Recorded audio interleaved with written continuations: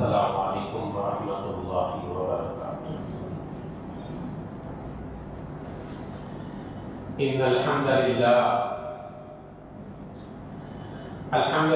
رب العالمین نحمده ونستعینه ونستغفره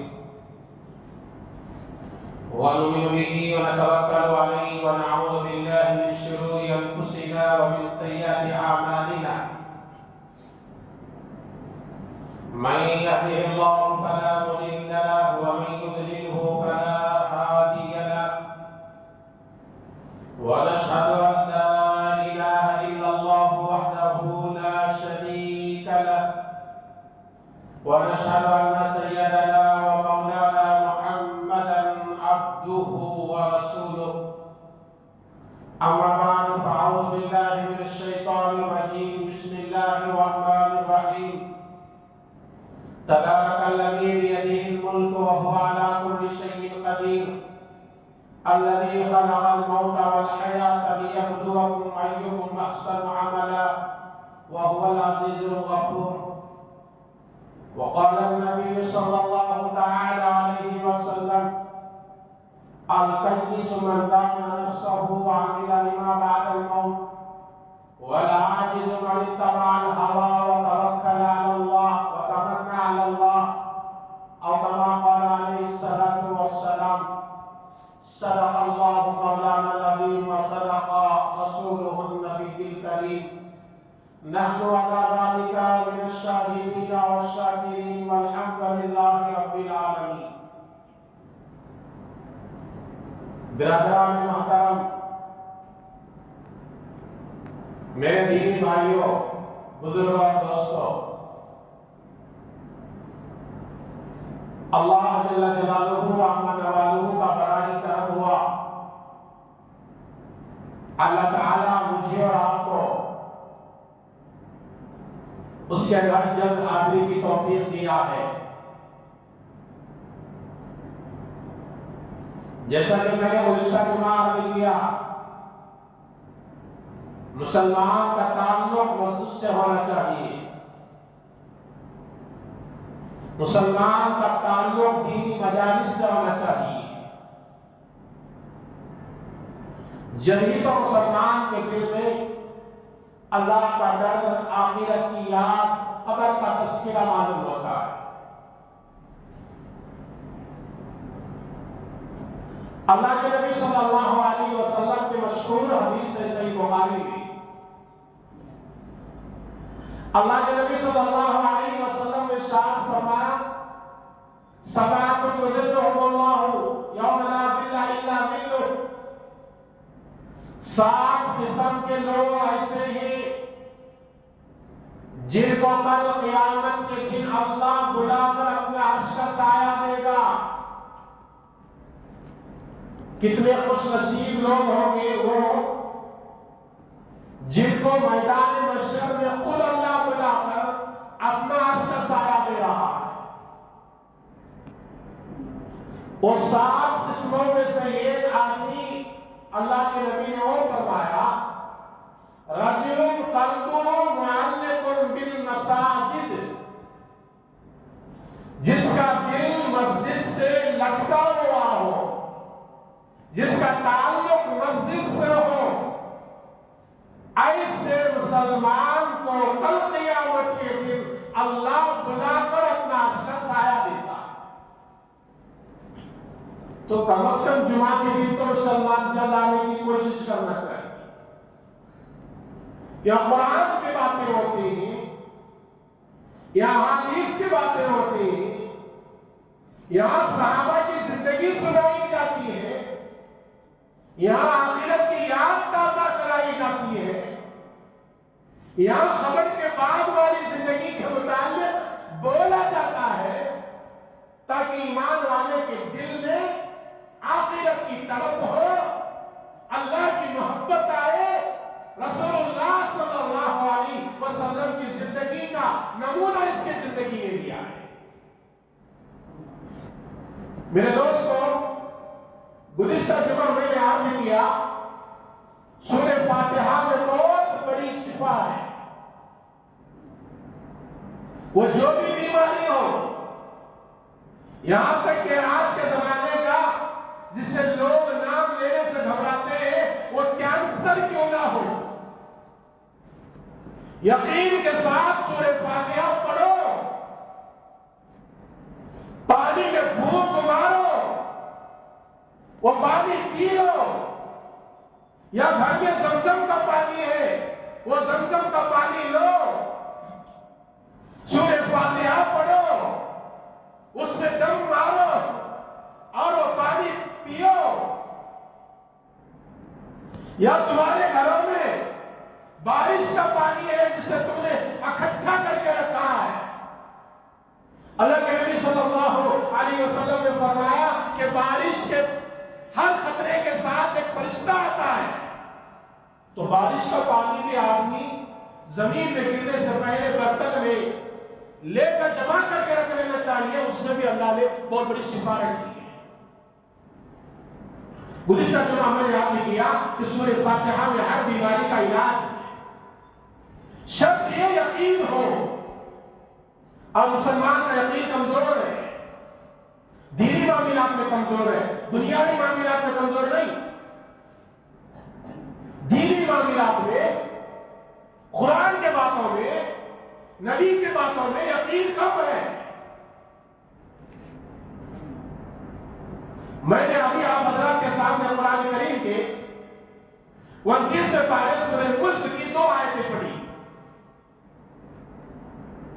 آیت نمبر 1 اور 2، جس میں اللہ تعالیٰ ارشاد فرماتے ہیں الذی خلق الموت والحیات لیبلوکم ایکم احسن عملا، اللہ نے زندگی بھی بنایا اور موت بھی بنایا، کیوں بنایا؟ لیبلوکم ایکم احسن عملا، تاکہ اللہ تمہارا امتحان لے تم زندگی کیسے گزارتے ہو۔ یہ زندگی جو اللہ نے دیا یہ چند دنوں کی ہے، آخرت کی زندگی بڑی لمبی ہے۔ اللہ کے نبی کی حدیث ہے، سیاست کی کتابوں میں یہ روایت ہے، کوئی قصہ کہانی ضعیف روایتیں نہیں۔ لوگ آج ایسا ماحول ہے اپنے فائدے کی حدیث نہ ہو اسے ضعیف کر کے ٹال دیتے، اپنے فائدے کے ہو اس کو صحیح قرار دیتے۔ یہ صحیح حدیث ہے، اللہ کے نبی صلی اللہ علیہ وسلم نے ارشاد فرمایا ایک آدمی سمندر کے قریب جائے، سمندر میں اپنی انگلی داخل کرے، انگلی میں جتنا پانی ہوگا وہ دنیا کی زندگی ہے، اور سمندر میں جتنا پانی ہے وہ آخرت کی زندگی ہے۔ سمندر میں ہم گئے، میں نے سمندر کے اندر ایک انگلی کو داخل کیا، میرے انگلی میں جو قطرہ آتا ہے میرے نبی نے مثال دے کر سمجھایا وہ قطرہ تمہاری دنیا کی زندگی ہے، اور جو سمندر میں پانی ہے وہ آخرت کی زندگی ہے۔ اس چھوٹی سی دنیا کی زندگی کے لیے ہم کتنے فکر کر رہے ہیں، صبح اٹھے تو دنیا کی فکر، شام کو جا رہے تو سونے کے لیے جا رہے تو دنیا کی فکر، چھوٹی سی زندگی۔ آخرت کی زندگی اتنی لمبی ہے، اتنی لمبی ہے، اس کی ہماری طرف ہمیں اس کی طرف توجہ نہیں۔ سورہ ملک کو اللہ کے نبی صلی اللہ علیہ وسلم نے فرمایا ہی المنجیہ، سورہ ملک کا ایک دوسرا نام ہے منجیہ، یعنی انسان کو عذاب قبر سے بچانے والی سورت۔ اس کا دوسرا نام ہے سورۃ الکافیہ، یہ انسان کو پڑھنے والے کے لیے کافی ہو جاتی ہے آخرت میں، قبر میں۔ سورہ ملک کو سونے سے پہلے پڑھنے کی عادت ڈالو،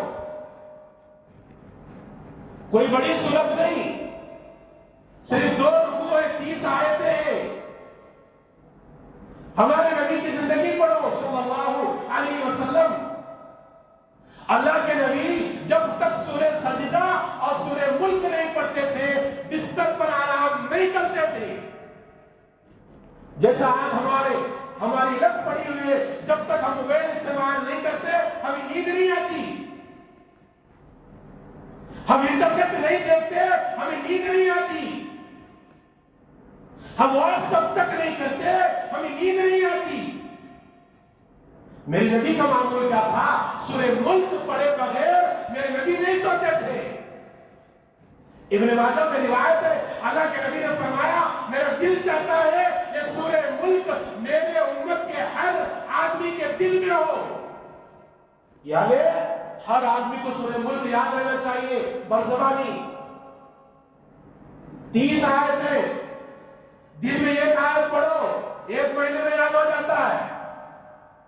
نہیں ہو رہا، دماغ کمزور ہے، 2 دن میں ایک آیت یاد کر لو، 2 مہینے میں یاد ہوا۔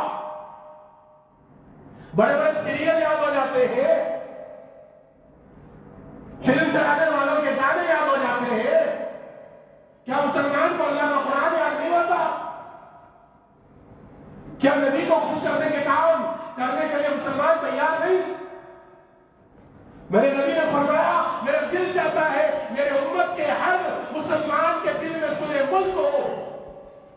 ضعیف روایت نہیں، صحیح روایت۔ ہمیں کوشش کرنا چاہیے سورہ ملک یاد ہو، یاد نہیں کم از کم دیکھ کر پڑھ کر سو جاؤ، کیا ہوگا فائدہ؟ اللہ کے نبی نے فرمایا جو سورہ ملک پڑھنے سونے سے پہلے پڑھ کر سوتا ہے اللہ اسے عذاب قبر سے بچاتا ہے۔ عذاب قبر بہت خطرناک چیز ہے، یہ ہمیں سننے میں آسان ہوتا ہے۔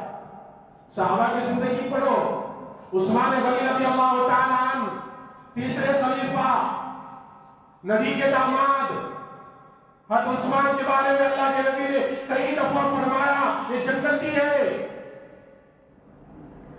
جن کو نبی کے زمان سے جنتی ہونے کا سرٹیفکیٹ مل جائے وہ جنتی۔ ایسے جنتی صحابی عثمان غنی رضی اللہ تعالیٰ عنہ کسی خبر کے پاس جاتے زار و قطار روتے، اتنا روتے آنکھوں سے آنسو نکل کر داڑھی مبارک تر ہو جاتی۔ کسی نے پوچھا عثمان جہنم کا ذکر آتا تو اتنا نہیں روتے، جہنم کا انگار کا ذکر آتا ہے اتنا نہیں روتے، وہاں کا عذابات کا ذکر آتا اتنا نہیں روتے، خبر کو دیکھ کر کیوں روتے ہو؟ عثمان غنی رضی اللہ تعالیٰ عنہ نے فرمایا اے لوگو میں نے میرے نبی سے سنا خبر آخرت کے منزلوں میں پہلی منزل ہے، جو خبر میں کامیاب ہو گیا وہ دوسرے منزل میں کامیاب ہو گیا۔ آج ہم لوگ اپنے بھائی کا جنازہ لے کر جاتے ہیں، اپنے سگے بھائی کا، اپنے بیٹے کا، اپنے باپ کا، اپنی ماں کا، یا اپنے محلے والے کا، یا اپنے بستی والے کا، ہمارے کاندھے پر جنازہ ہوتا ہے، اسے قبرستان لے جاتے ہیں، خبر کے اندر اسے سلاتے ہیں اور پڑھتے ہیں منہا خلقنا، اللہ تو نے انسان کو مٹی سے بنایا تھا، وفیہا نعیدکم، اللہ ہم دوبارہ اس کو مٹی کے حوالے کر کے جاتے ہیں، ومنہا نخرجکم تارۃ اخری، اللہ اسی مٹی سے تو کل قیامت کے لیے مجھے اٹھائے گا۔ ہم لوگ پڑھتے ہیں احساس نہیں ہوتا۔ بعض لوگوں کو میں نے اسی علاقے میں دیکھا قبرستان کو پہنچتے ہیں، ابھی جنازہ دفن نہیں ہوتا، سگریٹ پینے والے قبرستان میں پیتے، دنیا کی بات کرنے والے قبرستان میں کرتے ہیں، ان کو ڈر نہیں مجھے مرنا ہے، یہ گڑھے میں آ کر سونا ہے، نہ کوئی روشنی، نہ کوئی بستر، نہ کوئی سننے والا، ہمیں احساس کیوں نہیں ہو رہا ہے؟ ہم نے موت کو اور خبر کو ایک کھلونا بنا لیا۔ موت کو یاد کرو، میرے نبی نے فرمایا تمہارے دلوں کو زنگ لگ جاتا ہے جیسے لوہے کو پانی لگنے سے زنگ لگتا ہے۔ صحابہ نے پوچھا یا رسول اللہ وہ زنگ جو دل کو لگتا ہے اس کو دور کرنے کا علاج کیا؟ میرے نبی نے علاج بتایا صحابہ تمہارے دل کو زنگ لگ جاتا ہے تو اس کو دور کرنے کے لیے 2 کام کرو۔ صحابہ نے پوچھا یا رسول اللہ 2 کام کون سے؟ اللہ کے نبی نے فرمایا کثرت سے موت کو یاد کرو، نمبر 2 قرآن کی تلاوت کثرت سے کرو۔ اس سے تمہارے دلوں کو جو زنگ لگا ہے وہ دور ہو جاتا ہے۔ موت کا دماغ میں ہمارے یہ خیال ہو مجھے مرنا ہے، آج میں نہا دھو کر آیا ہوں، ایک دن ایسا آئے گا میں نہا نہیں سکوں گا، میرے قریبی رشتے دار مجھے نہلائیں گے، آج میں کپڑے پہن کر آیا ہوں، ایک دن ایسا آئے گا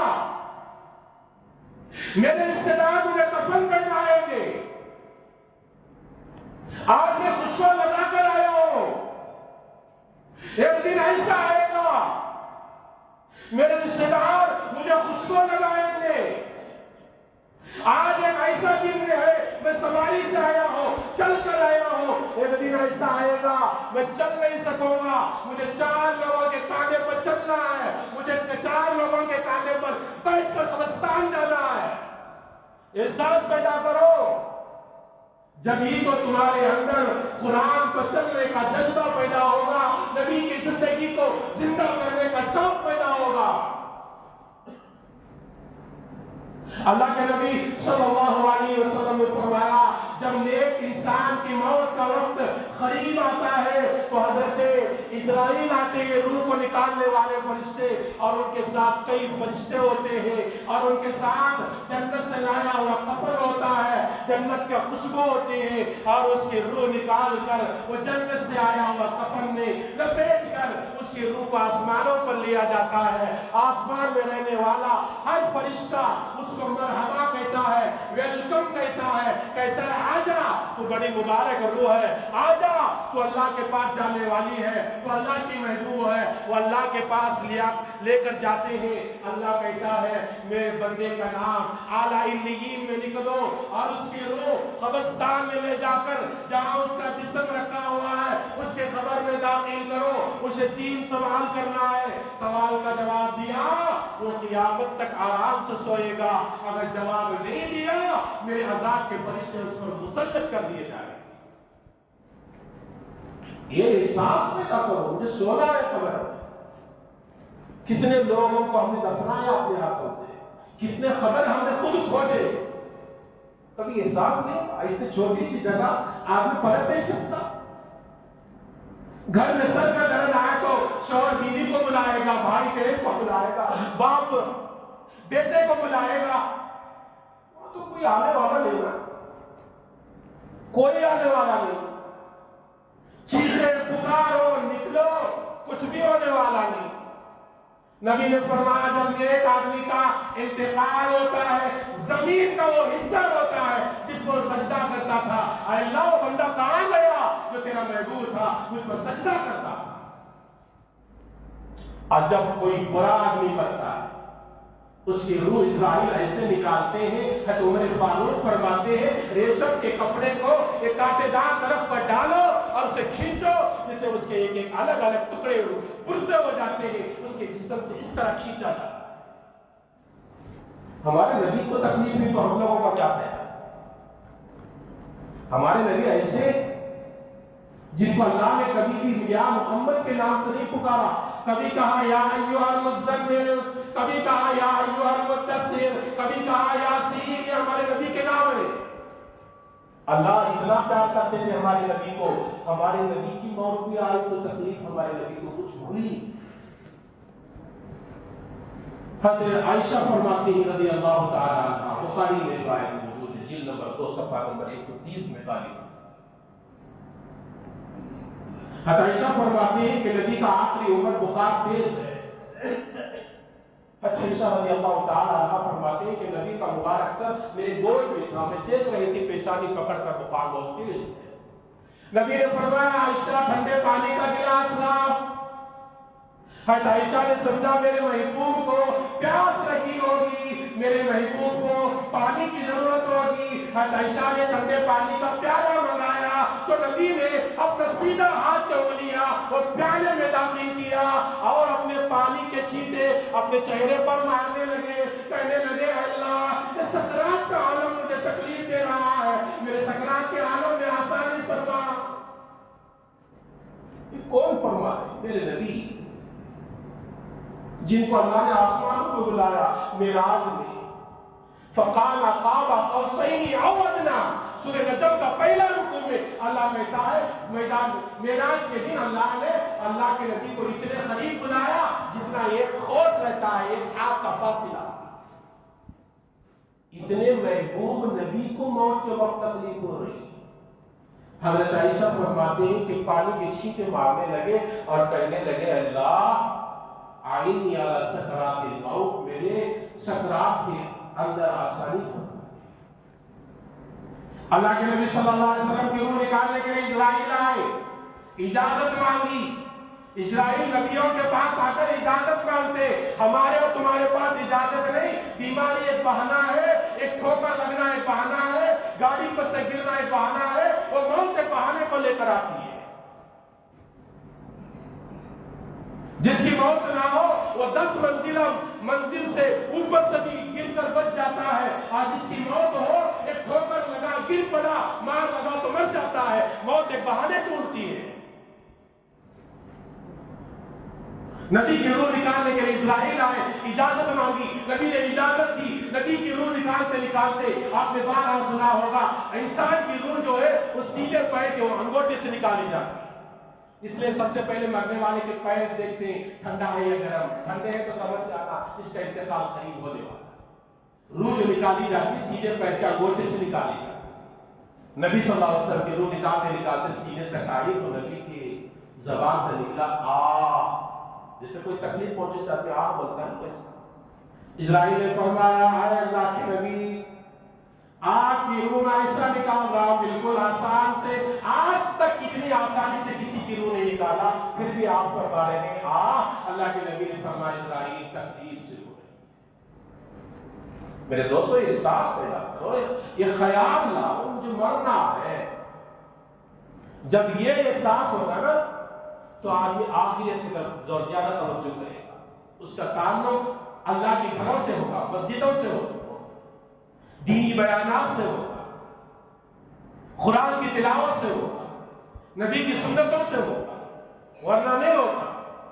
اللہ کے نبی صلی اللہ علیہ وسلم نے مدینے کے باہر گزر رہے تھے، اللہ کے نبی صلی اللہ علیہ وسلم کے ساتھ صحابہ بھی تھے، صحیح بخاری میں روایت موجود ہے۔ اللہ کے نبی صلی اللہ علیہ وسلم کے قریب میں 2 خبر تھی، وہ یہودی لوگوں کی خبر تھی۔ اللہ کے نبی صلی اللہ علیہ وسلم نے فرمایا اے صحابہ ان خبر والوں کو عذاب ہو رہا ہے، تم عذاب قبر سے پناہ مانگو۔ اللہ کے نبی صلی اللہ علیہ وسلم نے اس وقت فرمایا اے میرے صحابہ اگر تم مردوں کو دفن کرنا چھوڑنا کا ڈر نہ ہوتا تو میں دعا کرتا کہ تمہیں بھی اللہ عذاب قبر سنائے اور دکھائے۔ عذاب قبر جو ہوتا ہے نا وہ انسان کے علاوہ جنات کے علاوہ دنیا کی پوری مخلوق سنتی ہے۔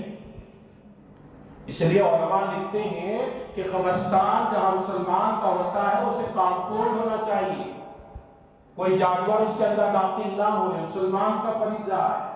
اور مسلمانوں کی جتنی جائیداد ہوتی ہے مسجدوں کی مدرسوں کی اس کے داخلات برابر ہونا چاہیے، اس کے کمپاؤنڈ ہونا چاہیے تاکہ یہ شریعت کا حکم بھی پورا ہو اور غیروں کی نگاہ بھی مسلمانوں کے زمینوں پر نہ پڑے، مسجدوں پر نہ پڑے، مدارس پر نہ پڑے، قبرستانوں پر نہ پڑے۔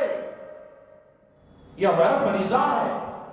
نبی صلی اللہ علیہ وسلم نے فرمایا اے میرے صحابہ ان خبر والوں کو عذاب ہو رہا ہے، اگر تم مردوں کو دفن کرنے اور چھوڑنے کا ڈر نہ ہوتا تو میں دعا کرتا اللہ تمہیں بھی عذاب قبر دکھائے۔ تو عذاب قبر برحق ہے، اس لیے اللہ کے نبی صلی اللہ علیہ وسلم ہر نماز کے بعد دعا مانگتے تھے۔ صحیح بخاری جلد نمبر 2 میں ہے اللہم انی اعوذ بک من عذاب القبر۔ اللہ کے نبی دعا مانگتے ہیں اللہ میں عذاب قبر سے تیری پناہ مانگتا ہوں، وَأَعُوذُ بِكَ مِنْ عَذَابِ جَهَنَّمَ، جہنم کے عذاب سے پناہ مانگتا ہوں، وَأَعُوذُ بِكَ مِنْ فِتْنَةِ مَسِيحِ الدَّجَّالِ، دجال کے فتنے سے پناہ چاہتا ہوں۔ یہ اللہ کے نبی کثرت سے دعا عذاب قبر ہے اس لیے تو نبی نے دعا مانگی، عذاب قبر ہے اس لیے تو اللہ کے نبی صلی اللہ علیہ وسلم نے صحابہ کو کہا اے میرے صحابہ ان خبر والوں کو دعا کرو، اس کے لیے استغفار کرو، تمہارا استغفار کرنا اس کے عذاب میں آسانی پیدا کر سکتا ہے۔ ایک دوسری روایت میں ہے اللہ کے نبی صلی اللہ علیہ وسلم جا رہے تھے، 2 خبریں تھیں، اللہ کے نبی صلی اللہ علیہ وسلم دیکھا ان کو عذاب ہو رہا ہے، اللہ کے نبی نے ایک جھاڑ کی ٹہنی توڑی، اس کے 2 حصے کرے اور ان دونوں خبروں کے قریب میں گاڑ دی۔ صحابہ نے پوچھا یا رسول اللہ کیوں آپ نے ان خبروں کے قریب میں وہ ہری ٹہنی کو گاڑ دیا؟ تو اللہ کے نبی نے فرمایا ان خبروں والوں پر عذاب ہو رہا تھا، میں نے یہ ٹہنی کو گاڑا ہے، جہاں ہرا بھرا درخت رہتا ہے وہ ذکر کرتے ہیں، وہ ذکر کرنے کی وجہ سے ہو سکتا ہے کہ ان کے عذاب قبر میں کچھ آسانی ہو۔ وہ الگ مسئلہ ہے کہ آگ ڈالنا چاہیے، وہ نبی کی خصوصیت کی الگ اختلافی مسئلہ ہے، وہ چھوڑ دو، اختلافی مسائل کو الگ رکھو اور مسلمان ایک ہو کر آخرت کی طرف توجہ کرو، آخرت کی تیاری کرو۔ میرے نبی نے فرمایا جب میں ایک سلام پھیرتا ہوں دوسرے سلام پھیرنے کی مجھے گارنٹی نہیں۔ اللہ کے نبی صلی اللہ علیہ وسلم کے صحابی عمر رضی اللہ تعالیٰ عنہ جب خلیفہ بنے، اپنے صحابہ کو جوڑا، اپنے دوستوں کو جوڑا، نبی کے خاندان والوں کو جوڑا اور فرمایا اب تم لوگوں نے مجھے امیر المومنین بنایا ہے، میں فیصلہ کروں گا، وہ چاہے غلط ہوتا ہے یا صحیح ہوتا ہے مجھے معلوم نہیں، تم میں سے ہر آدمی مجھے ایک اچھی بات کی وصیت کرو، نصیحت کرو۔ صحابہ کرام میں سے حضرت علی نے فرمایا یا عمر کفا للمرء، اے عمر انسان کے لیے موت کا یاد ہی بہت بڑا واعظ ہے، مجھے موت آنے والی ہے احساس پیدا ہونا یہ بہت بڑا واعظ ہے۔ اور بھی کچھ باتیں رہ گئی ہیں طے کے تقاضے کی بنا پر یہ باتیں ختم کر رہا ہوں، اللہ آئندہ زندگی دیا تو آئندہ جمعہ اور بھی کچھ وضاحتیں آپ حضرات کے سامنے پیش کرنے کی کوشش کروں گا۔ اللہ تبارک و تعالیٰ سے دعا ہے کہ اللہ تعالیٰ کہیں اور سنی ہوئی باتوں پر ہم سب کو عمل کی توفیق عطا فرمائے، آمین۔ السلام علیکم ورحمۃ اللہ وبرکاتہ۔